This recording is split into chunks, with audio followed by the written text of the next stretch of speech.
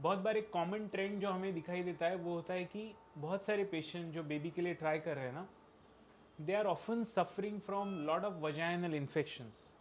उनको बहुत सारा वाइट डिस्चार्ज का तकलीफ हमेशा रहता है।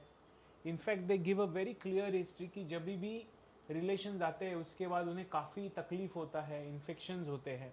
और ऐसे पेशेंट जब बेबी के लिए ट्राई करें और कंसीव नहीं होते ना, उस वक्त हम बहुत स्ट्रांगली सस्पेक्ट करते हैं कि यही इन्फेक्शन एसेंड होके शायद इन पेशेंट्स के यूट्रस में जाके कहीं इसने फैलोपियन ट्यूब्स ना ब्लॉक किए हो। आज एक ऐसा ही पेशेंट जिनके रिपीटेड इन्फेक्शन का हिस्ट्री है, उनका आज हमने लेप्रोस्कोपी और हिस्ट्रोस्कोपी का प्लान है। उसमें आज हिस्ट्रोस्कोपिकली मैं जो आपको अभी पिक्चर दिखाने जा रहा हूँ, ये देखिए, ये पेशेंट का हिस्ट्रोस्कोपिक यूट्रस का व्यू है। और हमें क्लियरली दिखाई पड़ता है कि ये पेशेंट का जो राइट फैलोपियन ट्यूब है, ये कम्प्लीटली बंद हो चुका है। और यही होता है रिपीटेड इन्फेक्शन की वजह से, जिसमें पेशेंट के यूट्रस में इन्फेक्शन चला जाता है। बहुत बार फैलोपियन ट्यूब्स ब्लॉक होते हैं। अभी इस पेशेंट में लकीली उनका लेफ्ट फैलोपियन ट्यूब ओपन है, लेकिन right fallopian tube completely block है। अभी हम इस पेशेंट का फैलोपियन ट्यूब कैनुलेट करेंगे और इस फैलोपियन ट्यूब को ओपन करने की कोशिश करेंगे। अभी ये जो फैलोपियन ट्यूब है, राइट फैलोपियन ट्यूब, इसको हमने एक बार ओपन कर दिया। उसके बाद हम लैप्रोस्कोपिकली फिर से चेक करने वाले हैं कि ये फैलोपियन ट्यूब पूरा लेंथ में कैसा है वगैरह वगैरह।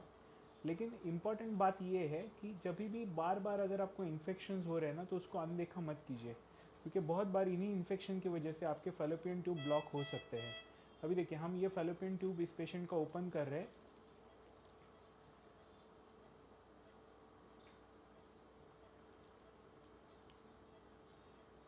अच्छा, ये फैलोपियन ट्यूब अभी इस पेशेंट का कम्प्लीटली ओपन हो चुका है।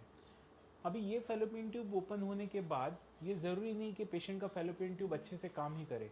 जब तक हम इस पेशेंट का इन्फेक्शन पूरी तरीके से ट्रीट नहीं करते, और जब तक हस्बैंड का भी जो सीमेन में इन्फेक्शन है उसको कम्प्लीटली ट्रीट नहीं करते, तब तक ये पेशेंट्स को कंसीव होने में दिक्कत आएगी। इसके लिए बहुत ज़रूरी है कि ऐसे पेशेंट जिनमें इन्फेक्शन हो रहा है बार बार, उनको रिलेशंस के टाइम बहुत इन्फेक्शन हो रहा है, वाइट डिस्चार्ज है, तकलीफ़ है, ऐसे पेशेंट में बहुत ज़रूरी है कि पहले हम इन इन्फेक्शंस को डायग्नोज करें, ट्रीट करें, और उसके बाद ही पेशेंट का प्रेगनेंसी का प्लानिंग आगे बढ़ाए।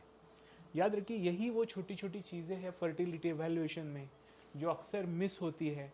और इन्हीं इन्फेक्शन के चलते बहुत बार पेशेंट्स ओव्यूलेशन स्टडी और आईयूआई में कंसीव नहीं हो पाते। तो ये सभी चीज़ों का हमेशा ख्याल रखें।